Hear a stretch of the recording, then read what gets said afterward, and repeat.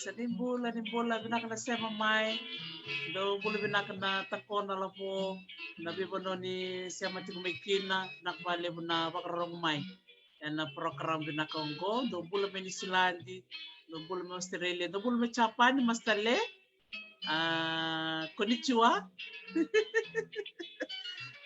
tiko bunuai pola bunolilai metoman tale na vitalan noa membaleti na moes no bulu may bunole no bulu may na tewa no bulu may rambi e kioa no bulu nakwa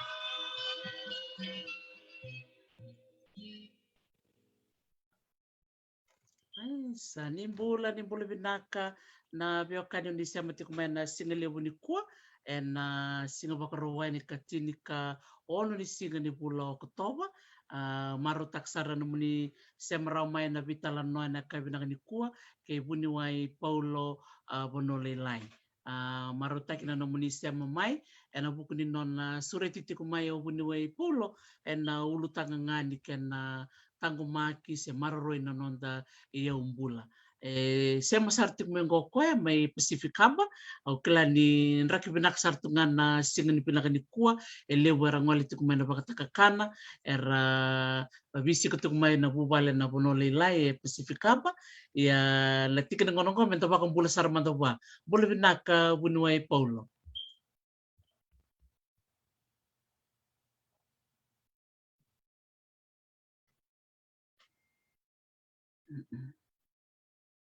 keranganyo unmute nga bunuai na kabina kabali besar bikim ni na sema tikumai na kabina kani kua au kila ni rak bina katinggo mai viti bunga sar bikim ni era ngoli tiku na siwa sor bakta kakana sona bubale ra sot bat tiko na ngonongo balete ni sandola na ngoni salam bek me wenan doye le besar tiku na bubale bertono bono lelai era visi katinggo bertono bole bina kabunuai Belum ada dokter isi. Isa. Rama situ, rama benar tu na singa na punong, punong tu tu was, tu waktu bangun na apa na, dokter na matalin na uda, kendo bima manising at lomay kinasinga, sonangaw na tu bimbasay, tu singa na matalilay uda na kabi. Satu toka, Yani kuah singa pinaka sarutunga. Kembali ko sa singa Pinaka. binaksarangan ni singa ni Bekan ni Anggona. Meron daw muna ko na iyo.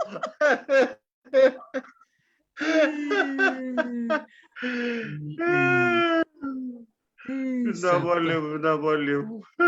Totoo ba ko tina no mo sema chiko meni kuwa ba bindi binaka no mo suletu no mo ngauna mendor me vitalan no ai me tek butangan endor vitalan no o kla sombe ko berong ko sa ronga do tina no endor vital no iliu ena buku ni no mo tambani ba dindike kera matanga ni oba matal tekim di tal manta bekenda kena bonno ni bandindike ni do takaba ena buku ni no mo bengarabi baka ndo ni ba dindike.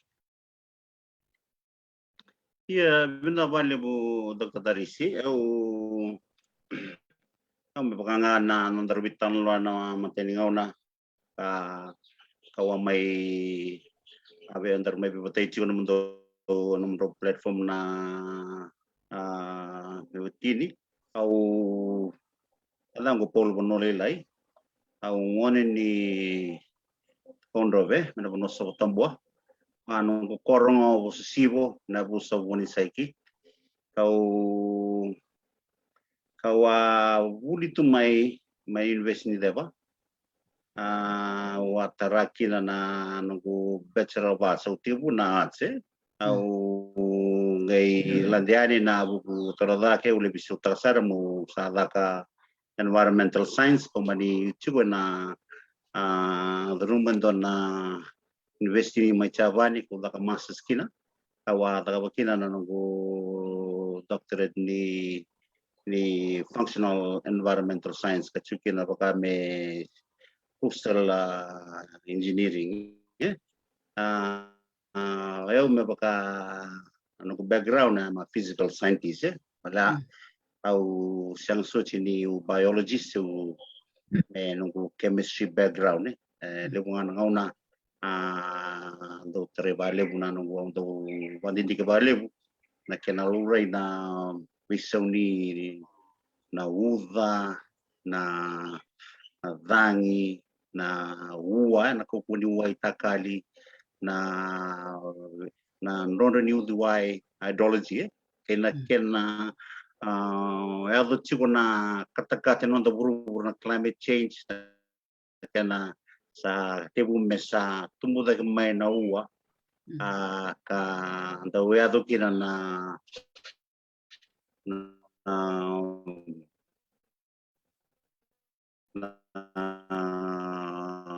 pambimbing na kena lubu di mai na barabi di teman saran no dada climate change coordinator kau mani implement ka kina sona bebu ngani dona no turangan berat kelandu kelab na tuko siapa nawanda kasa Director General Singgo ni sprep abu kiyo sar bakalebu anong bulan deba ni na climate change kawa uciau le gulis mai kasi bupal den university deba kasalo mang kutunga mo landi tumba me undau ni bakasala nabu nongo ni nandau ni bakasala elebu na bonu ando duru masin da tuku bakandonga nanduana lain ini nonda wakatu nonda lesson me bakana academics academics on satu ngamayo sa kebo sa chunga no mo so chemistry so physics so da lesson nga ko abu makina o sa mai tukina ini consultancy endona wabna tana kelo di sulme biau na lo manicil kele menambaki lebu na bono be balandeba wala sia wala ngani landeba na lesson imbaleta na kata-kata ni raki kena vika na kena vitu sua kini ua barabi au lantalanga na sona ka vikambula tubul bulti kita pamimbi na kau na manu uka ka kau tali vikenda ka tu vikenda na tauke ko pamadar tsun matiningau na ko amba kana wono wala de makina rundul kabitu of sambi USP bagian doang USP chung kasi bulo sa may register tanto ng company itu leto lucu na singa nangaw itu register kina kailan kelai Moses Embati katiu talangasan nunggu ketua company bata cunga ketua director bata sama nindewa sarok kan bata nono na biology bata na chemistry bayunga na physical science karena kena waktu na kena lore na kena lore na tangi na rebu ni vikai ado na bonu ni sa tibu mesaya bola tina bonu Akina nubulit sa tongo mayaw sama ni rundol kadiwa wa taraisaram to kiriyo mayor to may namusi musa tibu wanti ke bayani na rebu ni kena may taraito ka non roto yaw mula banga badadangan na nugu karena nunggu mula terus bikin merau kaki na merau kena bisnis. Mereka teman mana nangone mereka teman ini kuah. Aku sangat teliniu suka tali. Batani sulebia na ngalala mutos Nabi bonwang orang ni ulan dia bakina kina opportunity atau mai biau. Orang mendengar kina ni mai rawa me rawa tegin lebu na buli lebu rebu ni bibu watoro da takiar chumai biti au consultancy ko na register na Department of Environment au register na kani coastal processes ya sangawalangan yalla nikiana nunggu specialist nunggu kono popochu kina bakabuli mani tatara saren na lebu na development ni sebarin do vaka na ndo na bibatoro de tak do vaka matai ana adana tiko na environmental impact assessment aya na kena wandi kebi na rebu ni beka na ya do kebo kai vaka ndo na bibatoro de tak kam mami sulit ko na membaka sama kina ponua le kuma wandi keba mamikilani sini binakasochi na bibatoro da kitaki ngido sule na bokasala bwana matentu kongo mekunidaka kongo medaka kwa sama ni ombagi viambagi chini kelima toko kene bolon chapa kecil kabitu no medaka boto kana daka kamani bunga sar na biponua ibiti kabola ni bisi bito katulan raw sebanan raw dada na iyai ko wadakawa ibiti mani wiliki na tale na bipor na biponua kede ayas bagara penuh lewu katini sarayani walang koya sucina nunggu kato nunggu background ni nunggu bule tunaka taris naka bakal lewu totok na warung wada na nomu italan no viva ka ungeti Klebunga vera bakarong cukumengo erna taur saranga bakang bimbi na itabe da ngaraba baka bandindike as a researcher and the total nga bakang bimbi na buli bidang ko ra buli chume yuspira buli binaka luke koroy sabe buli binaka nungweka buli binaka mastele me chapani do kilele bunga master polo ndio ni durumai era duru kada me kana mo ni raduru kada me no milala iya do bulan nakabali wikim din sa mo yuski iya totok nakabakali iya Darusan narani sa ready ko Dr. Paulo na namuta ka may namus.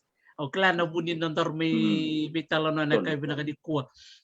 Natagmata na muna numa na nomu sa may sureti mo durian ya na bata-bata ni kena mapitaki ka zaka na ba hindi ka may namus. Ronin do matanong pamata.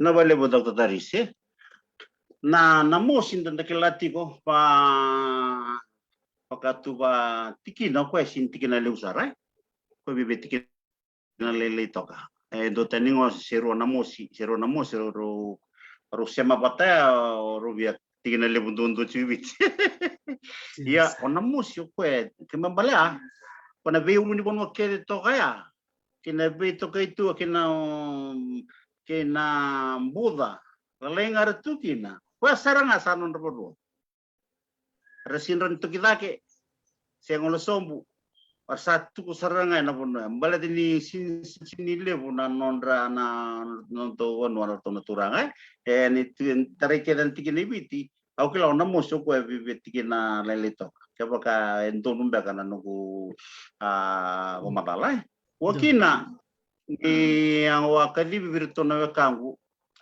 roto may na musikoro kitu asema chungain ba bewakani dongana kasinuli kabawas juga ni begitu kamani otomen na matanggal ng bumbuki o nasyo kachuna matentung na permanent may kira po endo na bakasal mulak man muli banti ke ban na ribu ni beka saya tu chungo na musi na kena pambimbi na kena may kilibiti ko se kauti ko na sambolo ka ba to kaiti ko me mining sample ni kara may kilibiti ko na laman 500 kubito nambat aya na cinambak sao dia wambuta medo meni ko sabi 500 kubito nambat na kena pelab ka new posungo via keranga bikin to na barong ti kumbalatan ni bakalawai maten tu chu wana kuku wante kelabina na arto na tulewa arto na gele abi ka yombule chu imbule melau sumira au kenda abanga tanga ko idake katal ngani ngul yo ngelure yo namo sininduana wandi di kema yoro to na mateni wandi di ke yoro to na kampani na nitten sumacabani Surbirto windu na license kaya na chiko na SPL Special Prospecting License. Iyon na Special Prospecting License SPL kwendo sulinga na kenalao kwendo kilat mandangayaw do surawa menangaw na sa low rekina ni saro ni bulta gibakay labo sera ni commercial viable indu na yaw sangi sulibir na lisim mebakatu na lisim dina na mining lease yan dari itu tiko do talagang naka suli nanong na suli kina na SPL wir na kampanya karla kumayi nakakede kora wandike ba nakar kunea pana yau tale si da kune na mosi koya sa non rasaranga pana na information ya sana kila kaya kamani loriti ko na mosi ruan na yau tale kalau remekina endu na kula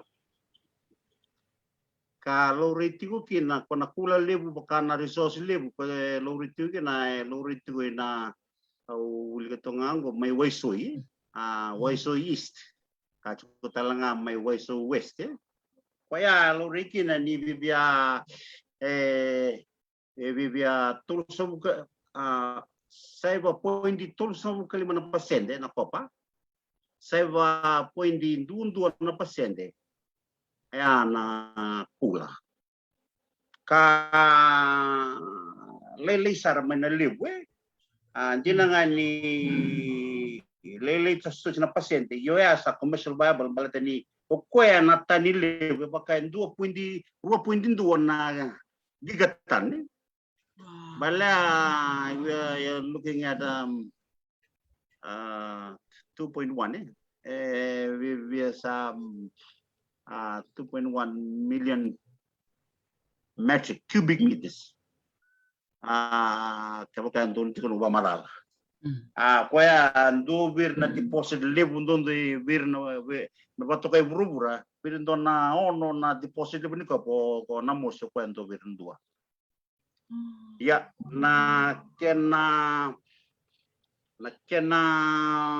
pasyente nga biya lilay may nantonan ron na pasyente ko sa 7.2 nga na pasyente tur sa budiwa kaloriki na kopa kalori talangaki na rusero lori talanga kina kula waya ya na waiso ye na mosi waiso na ona teranga no internet ona na launga no mobile ona te patakan waiso na sulito mai kina na kle buru ni kwa boto kana na yaule patunga na mosi ya to sange ve sulisoli to na kampanye ko asolio ni tetsu ve Mitsubishi sange la ko bertonia orto na Newcrest ke baka enton chona no wamadala ka ngona kampanye in Australia ko lebu chona paciente vi on so ke dio tona paciente ya no nasia me do mai tu me vitan no tatsingo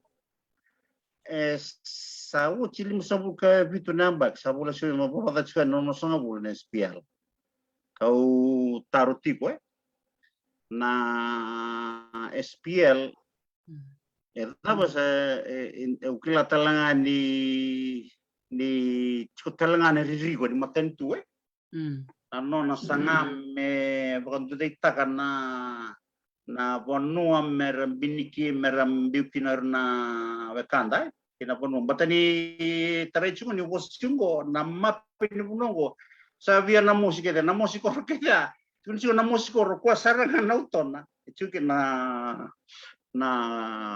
abakatu na kinana oira ni rabandinte ke abakatu ndo na bunika we bawa kana na daketu rasangi kunetunga na wakana ye abandobul na wakana lo kunitunga na we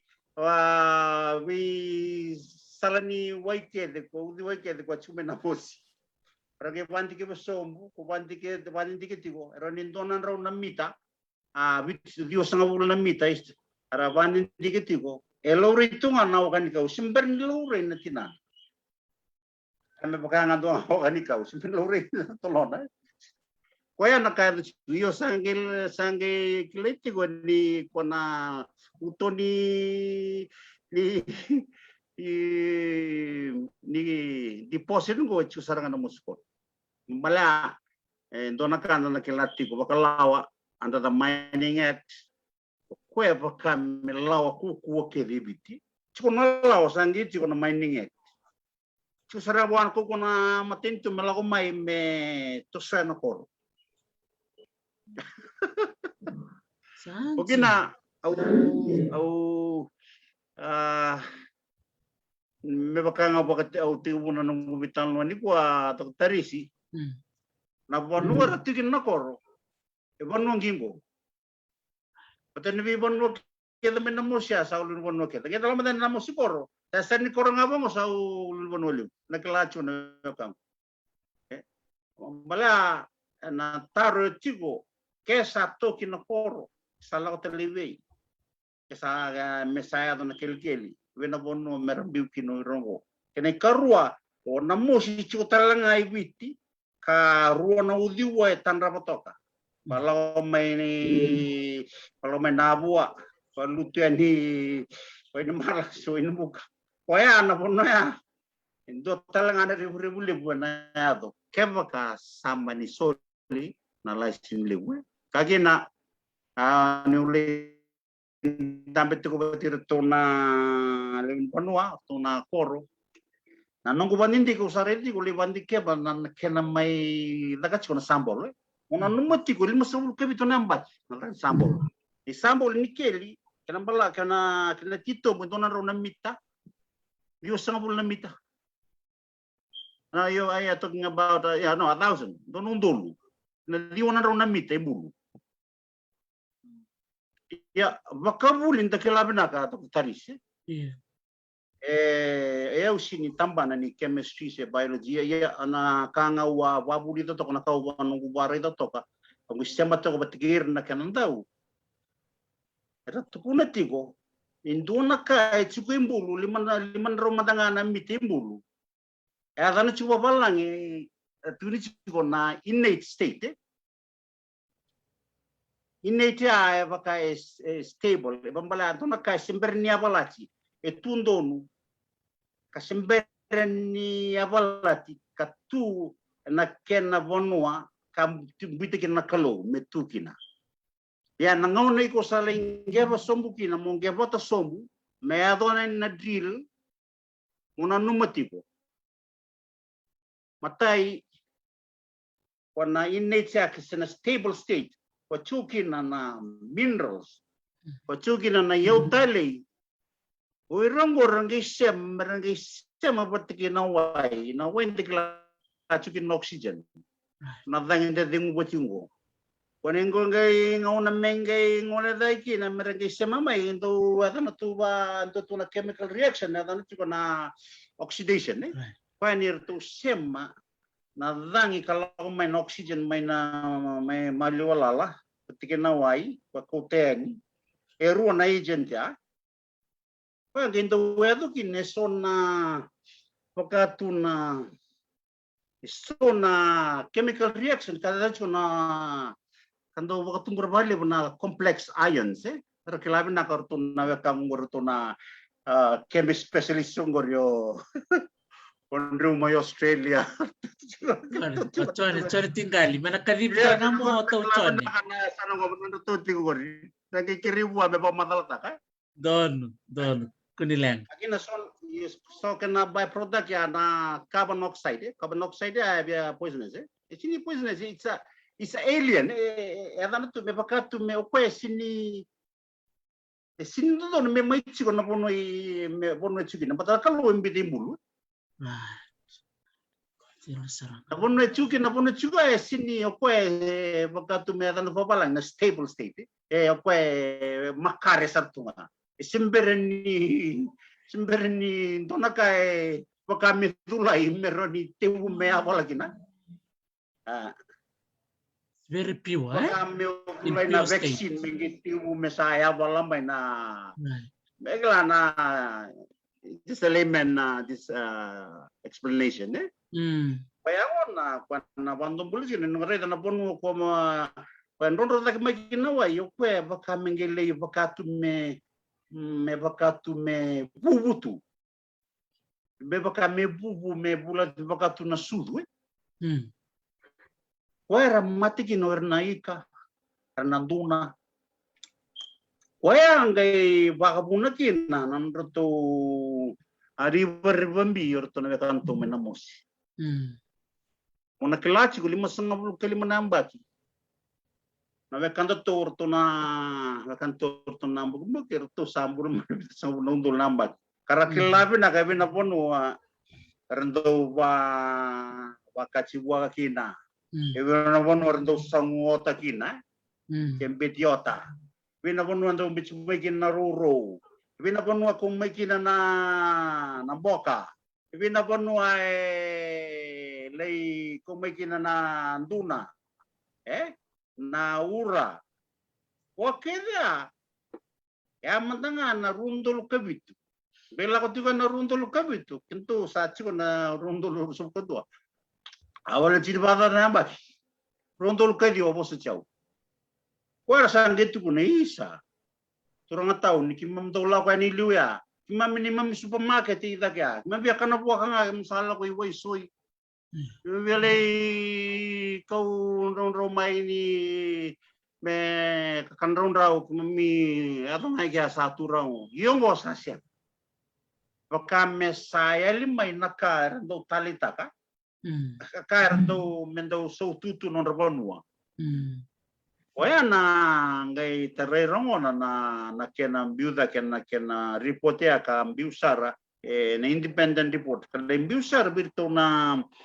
Ronondola kaya damai kinando na chuna na mosi joint venture to letol na company go Nitetsu Mitsubishi pati Newcrest rotong joint venture meron semabata meron ilobona na vika ka aduchigo ke sena kena data ini kana coach na sambol ya Aurede chunda na report ka chikona report ngo ka suli chumengor to na katolika na lut katolika ka biuda ke chikona rundolu ka diwa rundol katini katuguni chikoni ndona rebu lebu ka yadu chiko bena bekanda mena mosi na kena yali na nonra na sasalungain ranu ali na vika karandau saututu giniliu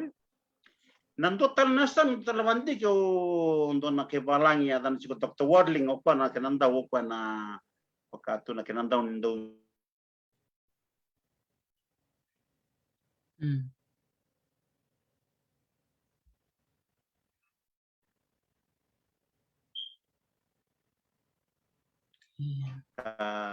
aliu sar na bola sabi to chimai publista kan sar na mon manu kasini lo rital betul mandang na matang mon manu kalau rital mon manu buka an menda kilangoi ndo mandang ngoi biai indeumba chui ke na ndo matangani kau kaya tanu chiko na sako pame kau ko do lorenga mai Papua New Guinea Waya chungoi indeumba kasi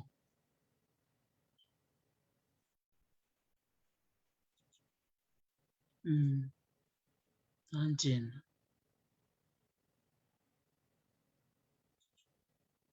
Sarong binakasarangan na BBC. Ada tigo ni kuwa siya machikumengo bunuway Paulo may Pacificaba tanawara kami na siya matalimay. Ayo talanga. Oh. Narawa ni wakakali buriti tigo. Ya.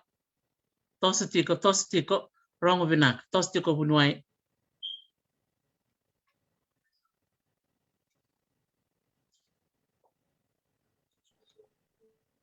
Kusujau. Ya. Habia da buka palilay na mubang madala tos tiko. O ba madala takatiko na mendeumba. Kuana kena coach na sambol Iyo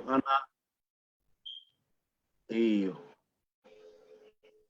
Saya mau na pakai deumba lurikina na kawia kasi lurital dono bonua Kwa so na vika kuando madala takiliu so eviti na vika bula ke eviti raviti kina ke eviti biasa na ke eviti so na kachuki na sin lurital dono bonua ambalate ana yaule batubikana sona wakaya na uramuta may watulele kota lang may subsabu kasi lurital na bonwa patangwana ni tiko na bonwa kambula kinoira karasinra talin bulatal na bonwa bala doon na complex system chukina adan si babalang na habitat gay lelay na habitat lelay na ponwa ibiti siya nga sino pa kami chiko na ulin ponwa ba kay nagutongoro lewe ni Mount Fuji chiko na snow may dake chiko na kinamatagal monmano karamulaki na karasindo ni bulira kento ibiti siya nga na habitat siya na ponwa chuki na bulaki na doon na matangali na nadangi na kata-kata ni Vanua na andraki ni Vanua para ndo bulakin nabi matanggali kawe ibiti lilay kento na luni Vanua nga beto kay tu asalimbara bisara o itu isara iya may nalomanikan gitu ni sa Britania high in endemism mambala o kuya nabi matanggali manu kasi nilurito na bonua eluray nabi iko namdo bonungori may kandabu simber so nakatungori simber nilurito labi sibit awa kata balilay birto na wawafa nang unos may ginisabani kawa siya masara batigirto na NGO ko atan ratucho ko na WCS World Conservation Society artong kay lakotu koy maduata na dagan tambue kartua mani dakin to bandindik sona kaya bandike bike simben lore bugando ibe se burubura kamurto mai reidor to bala satu kun sungamai onamosi ele buna kachukin na kasentel chona bonwa ya sali masaul kali manambagi na kilikili kina kau sambol au simberini kila na dawa na ngauna na tebu kina mesada kana kili se nada kina mining license usucio talanga tari se sin mata de chubiau se chikona ukla tu chungar tu na NG namosi joint venture NJV Kanga baka ano do talanga nung sano yo kung ko saneo na kena uray na bono ele ngebi kina ngele so na ngauna tamu na kili banangela baka lawa na Land Use Act iku sindra ni kili bo endo nangele mesta me wasang buru kali mana degree na kena titombwe mbala kuna sindra ninge bata na buna sero ni okelia ya sona bono ko sa ngona bono ko sa leya do chuki na batin silbirito na koko kabakala ortu rawata ni dakaba bono le komiki na sona bono na bintala na saranga ko na bintala na ko sa wasu kalimato na digiri na slope ya alengebi ngai klaki na lebu ni masusu ni gele kando masusu mai vagabuna mai buluta na wai so na wai lalai sema tu na wai lalai melak mena udu wai lele ya do chu na bono ka daga chu na sambo sali masabu kalima amli masabu kabit na bagi mabala share la ko tunga next PL au singklamba ka bakalawa ada bona buna batare me ya do tunga SPL but an SPL kwendo sulinga bibitina baki sin mata da chubia na yendo walelenga it's for a duration small duration me ado nga melore me nga sa commission viable kinendo na yau sangkerin sulina lisile bo matentu analisia ngendo lao kina dio so kedi wanambak mana 5 kabito nambak ya me ado maini ko sela ko tunga na SPL or tungo agena au singkila na bono na dokina akanga ukila na yambula an to kan to na ngono pertu sa eu sini tu bulu chungo nungu au are danga ke ala tlang mena reporte kambi mai bia una reporte au sa tu reporte chona na songo na world churches ka lo to mege na virtu mena na Caritas to na Katolika to biti chumeki na tu report na rebu ni kaya tu virtu na ito okay ka tu bulu chuna mo mata na lebo na kan tu mena mo to Katolika ti ko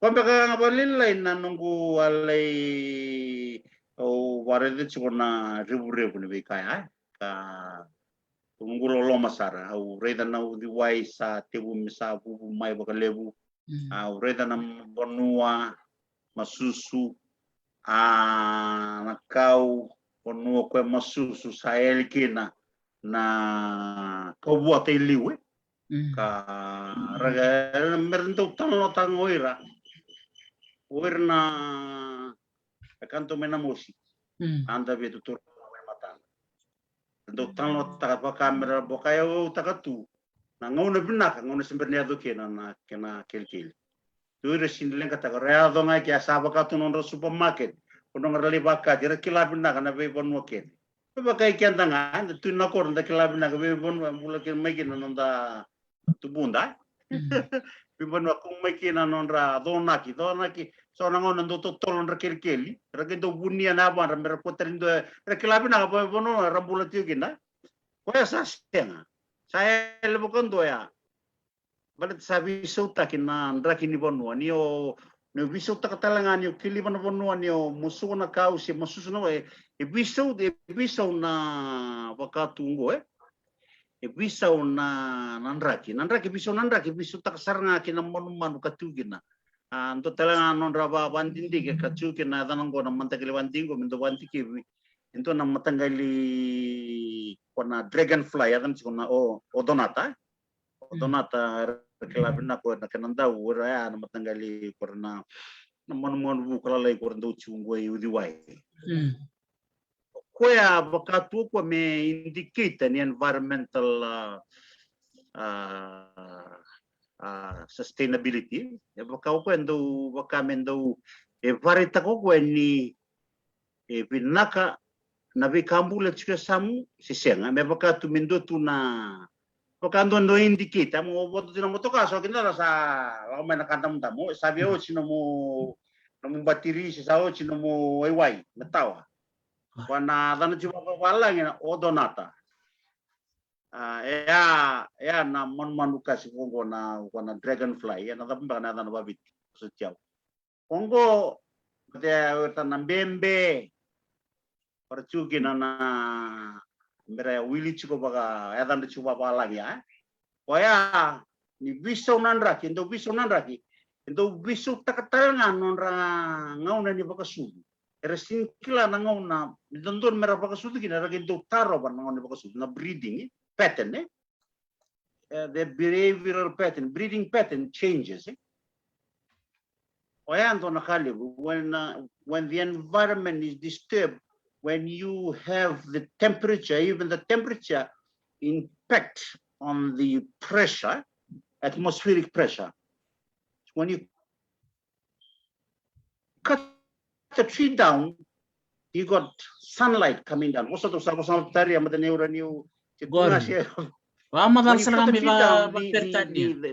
temperature changes.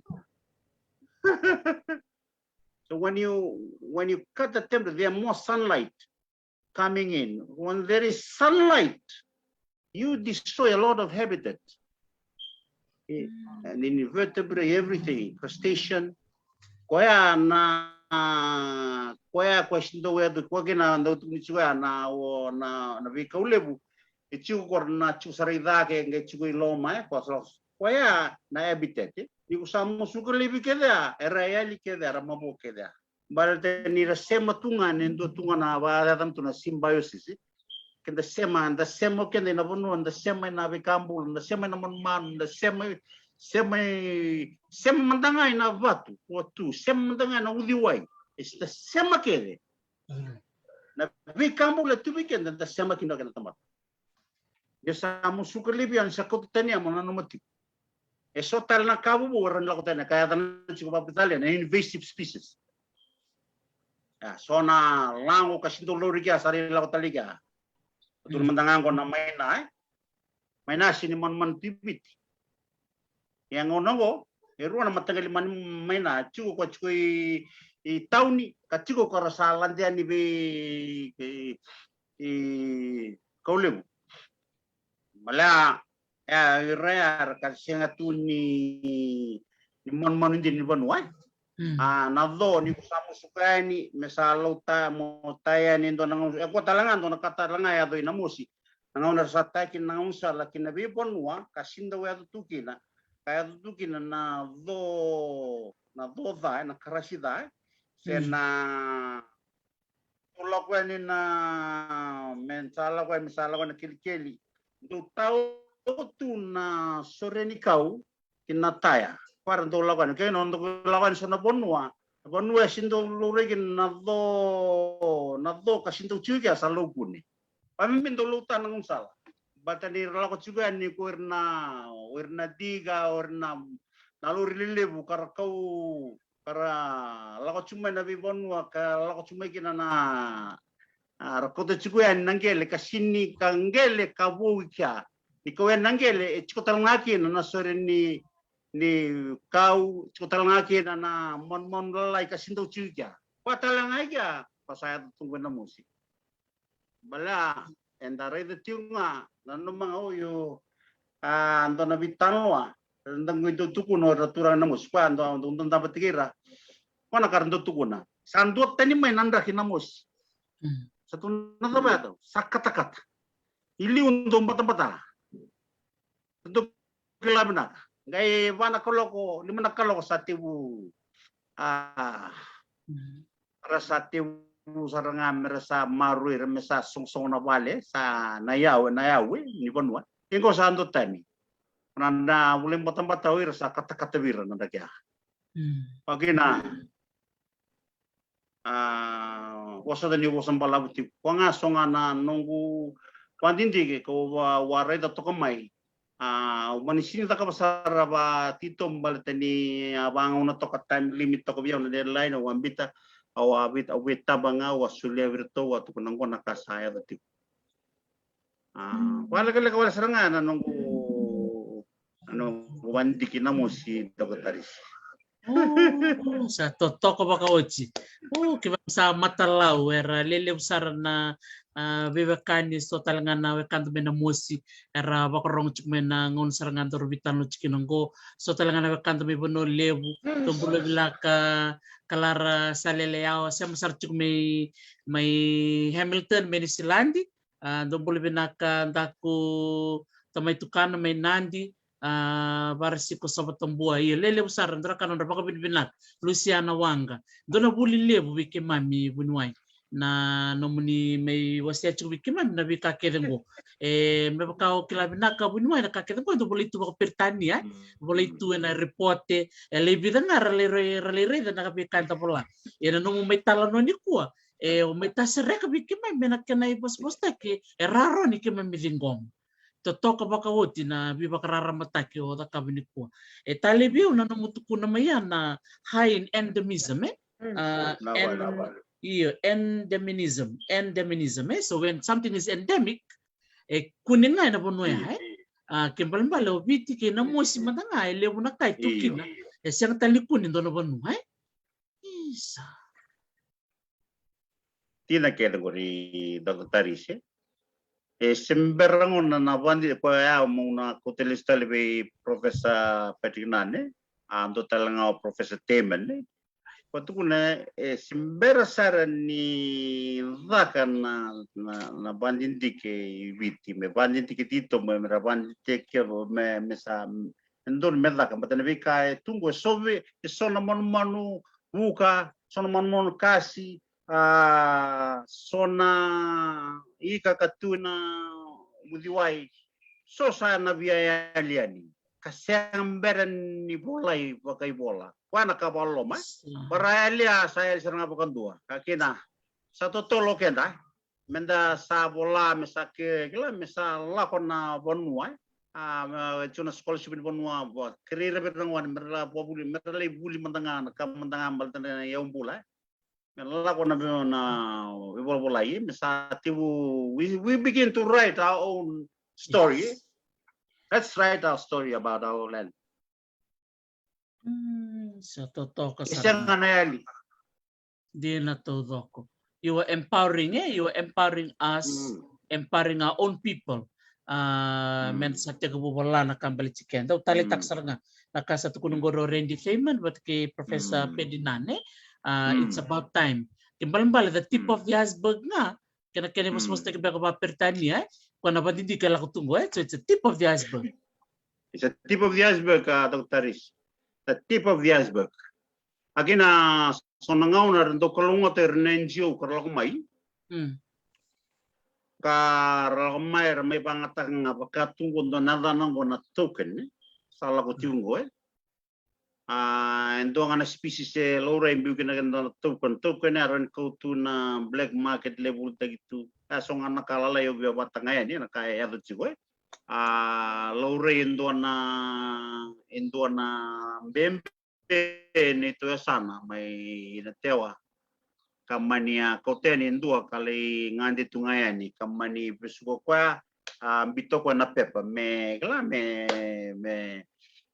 me tomo wange wakambita na pepa meroni bulan balap me bendende tu kena lorai orongo danga na kena talno anam bembengo sin lorai tal dogon ko ange reda pa volta ko na black market so to so london bala ten sinto tal dogon lorai kunu ndende na londi yo so na market ngono ko sa wira sa pangkarangan na the things that have not been seen, the things that have not been recorded, the things that have not been discovered. You can even write something that has not been discovered. You can get your doctorate, even your master's. I'm telling you, that's the truth. Au banding dina taka sona discovery sona kabi kambula tunggo kalau itu naman manu. Parang to me banga taka ora na mai. Me non. Kwa matanga o to pedinan matanga tu na ndo talnota. Kalau kita nonton mesandayan remai da tibu menda bola nakar kilam betul lebu na itu tunggo saat ya liani.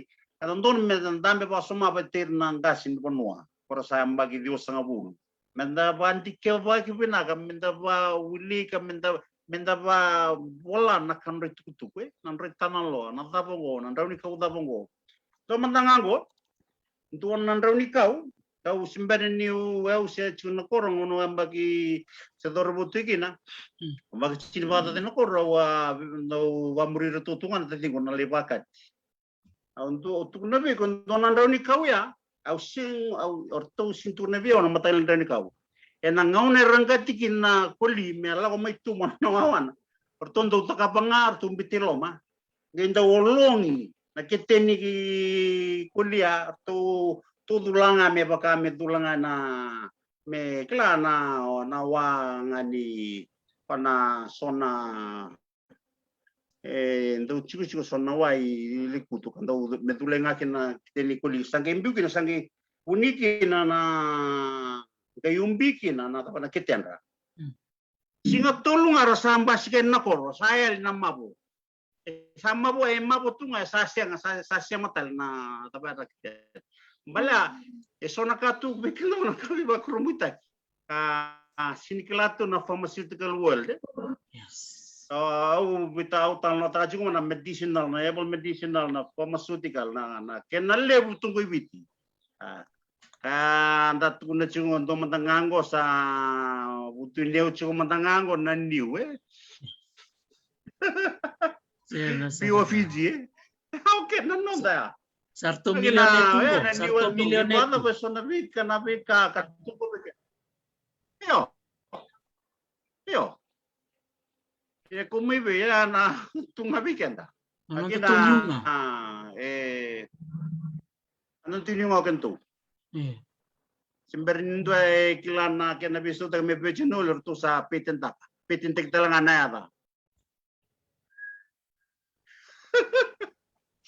kenda wele tuma da wel saranga tamani wel pongon kina yang kina ando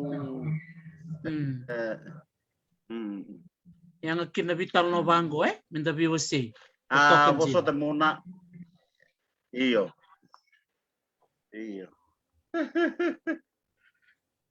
Aquí na maula boso nunalan de batalyan na bitar trabingan ko igwa ano mo to mai iya ando tuna chuna iwali iya doon iwali le kenta sa sinra ni bisuta kana bisa kaya tu mai ko na business na ngamay na bisa ni burubura abi kaya liwo kenta chingo sa sinra bisa au kela ora tu skuna pasa da kabochi to na itabi sabi rimbai tanon ta bonua na ala ni bonua sabi woti indona ka me na da katiko na ngono go nonton ngono go me sabi rimbai stel nganon ta yau kenapa ketumburi endo na trust ni bonua lago kena bisnis don mesada kana company ni bonua bale tango taris na undo tukun chuan dona bosa na itauke ni chukun dona bonua be bonua lago kina undo talnota na talnongo bisa na ya turangan ni bonua turangan ni abusa turangan ni matanggali Kuen tabe no bonua baka tolo sau yo na capitalism medo sarang mai no nakoro ya nambasi akin mbala ni bondo ko ya ke sanga ni bondo turang ni bondo si turang ne busa sa sanga ni bondo busa si nduriga Dina sarang Dina to wana mani ko tungo Batania sanga nintu na trust na mosi kasinto na company mesa sambaita tapi ka durme na bongo to sale joint venture sarorto pada me atuda kana bonua ka sakaba no trust Kada kaban na kambani, nangone lao mai kinor tungur tu sin lao mai na bonu, mai muskin na bonua. Tulak ngamai, mai kami na trust kami na kambani. At sa sarau na bibuli ka. Nanonda bonu me maringit, yesindo na kaya maringit kenda. Kaya nanongu my gut feeling, my experience when I go around Fiji. Akin na live na mabuhay wekanto may na moira non tabanwa. Live na bibatro dagtag na tourism. Au marota kan matentu na dengan matentu orto na diba orto na rokotui orto na walbosnya sana orto na TLTB tu sa tibu mortu yanan rabaki mai nagereda sa orto bibu kena takabi mai na trust di bonua zakan rakambani matendo na puna sindu ona ilati chugo na bonua me maruira na lewin bonua mai na capital wheels of capitalism. You cannot control it. It will come. Akina ndon misaya ndona okay. Don mesa ndeta talango kwa no na kote. Kay kabaloloma. Gomandanga ndona turenda osa mungiri chawalanga na singarosa oti. Tuna rotta wondona kambani ngola ngamai mai takaban nguya sule mai na license itu bonua kamai bulta ngana mai somanga ko endona wal sobul ndola ndona cubic meter na vai tree kalai borita ko kwa le bulta ko no ronro ko samper kamantanga na ila bola mai begitu membalya matai wada na bonua elina sautu el nabi kambula mabuana tamata. Mabuana tamata sa generational. Kalau kantu may momir to na Marriott. Mabuo tu ya. Mbala ngonong ko nondon mesa na roba ko kenda. Niyo ndo lakoti ko ndo wasya. Bisnisi. Tigi ni bolo tang mutalang o chisu ni lago batikira bosoto sana. Ano utang loa. Peter was a fisherman. He's a businessman. Matthew, tax collector. Judas in accounting. But Jesus was with them because they are business people. Their mind is beyond the four corners. Why am Messiah the main kubita ginabonwa? We cannot. I was a chungo na kena maroi na nanda yombula. We can't fight capitalism. We have to join forces, become entrepreneur. There has to be a inbuilt capitalism to incubate the Fijians, to move into the world of the world is getting small. Again, kambimbi. We can maybe can sona buku, sona na uli. Ka sotalanga na kasanta kilatungo minta bukira na mawakanda malata patalanga yana tikini bula ka balolo mana dende ndula ko ndo turno wani matang sana koro ndo talebo chamba kichini o tinani ngone se kubutunga matanrabu ndo tunga na balkuro au sintunga na bagada ya korna daga bisini korla utumai persamai katungor salah bol sar ye bang tengan on yau umbala mesa tibu bisau no mindset tibu bisau kan ayam dona birim baiti lebu ya na be na dona buli lebu ya menda salan debe na muturara talim bisnis kira na we kanda batani na yau kidangan wo chinon dono subikan na kau. We are talking 90%. We got the resources. We got the minerals. We got the water. But yet we are part of the poverty line. Ano muskin along. Though it's not right. kina Panua mesate ubo maru tachu na lingan maten tum lo cuma bertuna TLTP lo cuma bibu ke ada cuma bibu batro da taki soli ciko na gla na kaya sate ubo melakukan ini sate ubo mesa maru ya metu sarangana Panua apa me basa sampai keseng apa ini any Tom Dick and Harry can come to the village give some 100,000 to the chief they get a license they go out they do the thing without any impact that goes down to each individual. That should be protected. Ano ko rin nga? Sagay chiko na policy nga ni matanitu baka na environmental management act na kinamaroy na bikambola na kinamaroy na waste, solid waste, liquid waste pa na kaya. Panalabon din na metatar na bonwa. Sandondo mesanda yandro kenda na buli yandro kenda sa tubi kenda information is power sa tibu disseminate kan bonwa o kila sa libu na bonwa sa tibu takan na business kanda rede so libu ta la kongo tuna tras tuna la kongo sa tibu ebinaka elusi se tumbu ebinaka chiwa. That's an experience. They will carry this. That's part of life. They will go through that. Yeah. Wangaya nangauna terbitan no chingo on namosi. There is no other place they have to go to. On the environment, that's wangaya abon walila abon wangingo. Kesa na lago mesana pastaki sa sorry na mining list. Na sini rebu nga na mos na rebu kit na bese bitile kumbalata ni na udiwa sema tukina baka minta tarama nga baka yung mula kumbaga so na baka nanu ka was singo may na sini it's not theoretical, it's practical because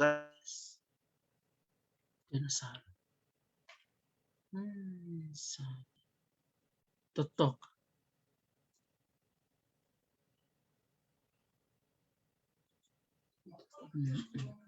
Tinasar. Totoo ba ko chesa? Iyo, da ba binibinakay be winiway Paulo no na biosich ko weekend ni kuwa au kala ni na sema talmengo.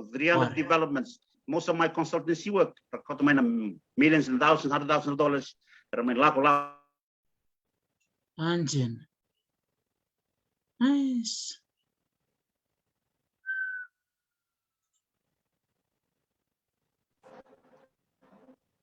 Nakabali besar bunuay. Rong binaka no mu biwase ni po.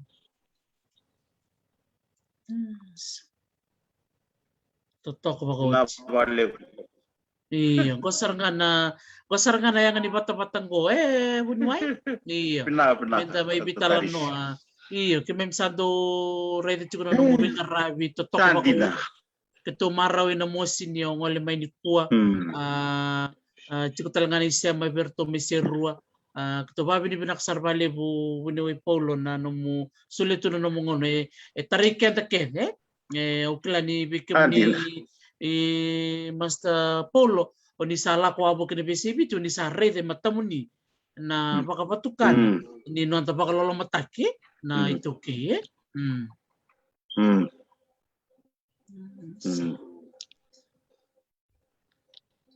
Kaya na kandi na kaya nguritaris na matsaw chikro bitalo chuno wekang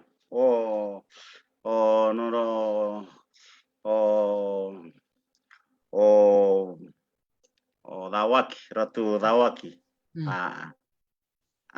ka kalau tahun chuno buare da mesanto manda no mundo NGO ke mundo seru na mosi atarunga tambatan na buna Tuna NGO ngunongo mesaraka mesamaru nanda yang bula iliur nda NGO korlau tu muito bawawa fa lau mai rutungo WCS lau kita mai sakua kantangan itu ke santa bulia mentangan nanda NGO ala kono trustees bulia nanda kampani pada NGO enda ura wana kena bagai labotaki bir kede na matentu matenya ko muriang ana policy matentu mesachi ko sarangan itu kinenjo. Embo do tempo na mandanga ko mundong gor main rabuni. Aroni wili kinor to na kenabo siro na mos. Iya membaleta na dari tinggo na cyber world na IT na Bitcoin no ko long na new technology la tongo na innovation la tongo. Yeah, everything impinges on environmental sustainability.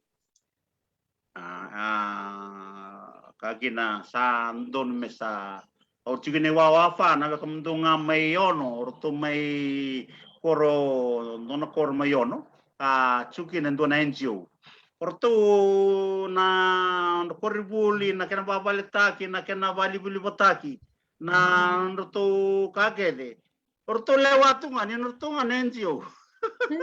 Akin lang ko may access ta kana grant yo posisi se proseso nila umay. Saya tuh juga sabak murid juga ngobrol tuh nenjo na polisi matentu na kena kau lebih na rabu na kena wabal tagi babna na kala na livelihood oke le rasa kena satu na benar kamu na turangan deumba na tunan rabuni sandu nenjo mengai kirenga ortunga me la kerjakan tu menamos seru mengai iyo me kubuci seru namos kenduana bikar ngai romer mai atau mayor nenjo me balangi merakuni mai bangatanga iyo mendo umbrella bukango mai mau bos mentanga kuat tun cukup begitu ya na ortongo na bed life o sintu na ba klamo bada dan reto bed life kana manu kana sisin na teo ko tun chigo o tanglo ta chilu ya kana silk tail o ya wakadi biro kadi bino ko tau saranga lo mai tarando na man salo richungo ngona sa ngone rede kinno kana man ya sange ba petin ta ko na kinita mo ko lo richungo kana silk tail ko la ko chungori sa nona apa samata siang mendengar kena kiri bagaimana do bikin mami, nono kwa rawa funding telling mami nona parent body 700,000 pounds. Ela boya sin lo ngamai tu kimam nata kabung go istenga, lo ngamai lutungan organization. Amani kimam tiko kimam ni mam di namon manu kwa na sisinateo na siltil promise lalo tu ngamai, empty promises. Agina sa antona panua tipon mantangan NGO. Bala kuer ni tuno ni tu kaungo ni tu na pamsiwa na sago ni tu na manu bugango sin loro telebit ni tu na bidrongo sin loro tendo burubura oya endeta mai na sende anjena sarangan NGO iyo sarangan NGO na bi yasana witikin nebit me maru non ta yombulo to posisi na yombula Idro tunga tona wa far tungo kortuna NGO tungo the international NGO lebu na funding don mentataro kenda but ini sianga na manpower kachuki na kilaka mesuli bakasala ko ngaya don mesa ngono go sale kuno ngone to ke rabuli you have to get more think tank mesada ka think tank merlako mai iyo bata na climate change la ko chungo 3 years Biden. Of course, in Takatalo on a Paris Accord. That's on a fund. We have to access that fund. Question that's on the technical people to access that fund. With about $1 billion. Pagkatata matanga urong da chikun in 2.2 na billion ni receive taka chikun NGO ibit. Pangasong na tukutuku baya. Balata na kena maring na biya umbula ibit. Yesin mada lebih tempat na pasyente lau kina usin tutu wada right wada pakai saat during okenda ngane itu gue non tanga man non tana na sesal mo itu non tana ikani na ikaya non tana the type of turtle that species the green turtle non tana prawn and then gawa token tu nakailangan ng website kaya chuta ngor na platform ngori biki mutong ngor na tigibalang ya utuna kerker ngo sala ko na platform go kere mesa tu fundraise man mesa la ko da ke me tu buda ke na trust ni ponua registration to na company We have to do it. Yes. If we're inviting on the yao, capitalism will come. And that's kaya mo na gist ni nungu bateo. I'm not an academic per se. I'm a consultant, and I move outside of the academic walls to be with the business people. We read the Nakango the uses of our resources, and the gap is just consult, just information. And information is power. That power can turn the lives of our people around. Don't have to go through poverty. We have a lot with us that we can change. So, That's and never too late. It's never too late. We can do it. Amen. Amen. We can. And naka bakalebu naka Luciana Wanga naka Rudy Tukana bikim dona sema chiku mai kalara salele awa iyo totoka sarangana bitalo ni ko Safaira Ogden may Dubai iyo. I think we need to work together. Tau tikon ranra binandu tau na sema chiku mai nina wochi na wala kaloko ni kuwa erto na sema chiku mai kina ni kuwa o Master Bunindilo o tau tikon ranra ke polie o Paula Rangiukai. And a tomani taliki na vital nongo au sambo maruta kanjina. Yeah, this is our time. This is our time. So this is the kana vital no me bakatukulo chiko kemni bunuai. Information is power. And so we need to empower our own people. There's so many graduates in all the 14 provinces in Fiji. We need to work together. We kemni na bakuroi. Oni ndambi tiko na bunuai na besi burbura. Oni sema chiko mai na kabi na kanikuan ni bata-batango sa kena tabi sarang komento sa kata bata men dare bata o deso chinabe sana ibiter sa tingbu kata tiko vertona sano serua vertona sana mai lau sa chiko na lau seascape vertona me kandabu me na tikina ono men dare na beta saya chiko and then we multiply to the other places yeah yes yes we have to do it. We have to do it. We'll be answerable to a future generation if we don't do this. And the time is now. The time is now. Right. We have breath in our nostrils. Let's do it. Because we got the gift, we got the knowledge, we got the experience. Yes. There's a lot of us. Sabi na balik sara Master Polo Bunuai Polo Maru takapakalibo na bitalo ni ko. As I always say, and as Master Bunindil always say, this is not the last time we will invite you.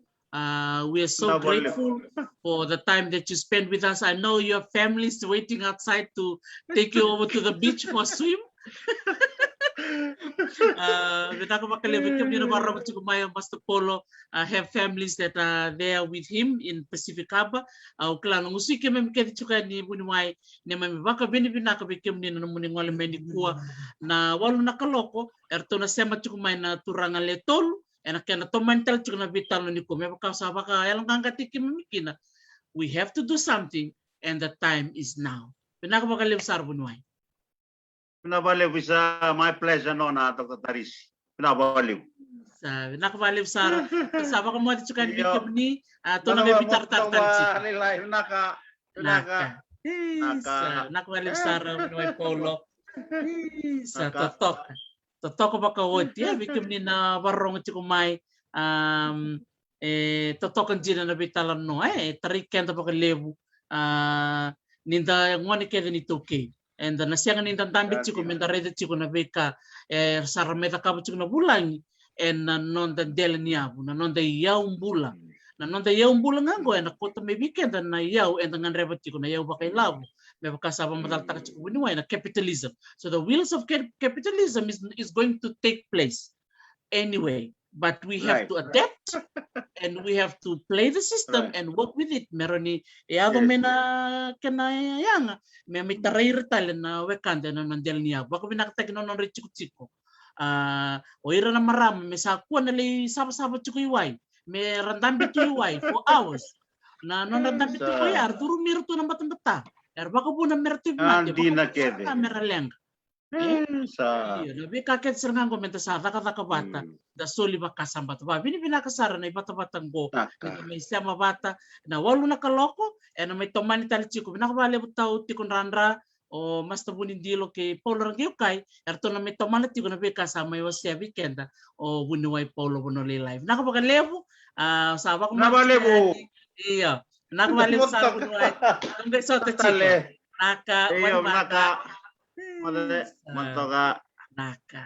naka bale isa nia ni mo ta kumanta na leo ibiti di baka rong ti kumae baka buna bikenda na vitala noa na baka samai rodin da bibu kesaranga weiran na wekandera ti kumentel ni abu totokan dina na bewa se ni kuwa na baka taray polo ponolelay na beka baka matalatakan ni na kaya na mewa se chuko na bula sauti ni bunga saranga weiran na wekande tuke era tiko saranga na poverty line and below the poverty line iya ni sa chuko na ruku ni wase ya ni da senga ni roka iya nanonda labu nanonda yau itu tu bikenda nanonda yau bula na kau na yau tale na ngole ni wasa na bika kede tu nonda iya na tabu na buna dan rabun rabo chunga ki iya ngo sa surit chuk mawir na wakanda mera mai bewa se bikenda menda biba kalungang kataki raw ni da taka bata raw ni nonda yau tale na sol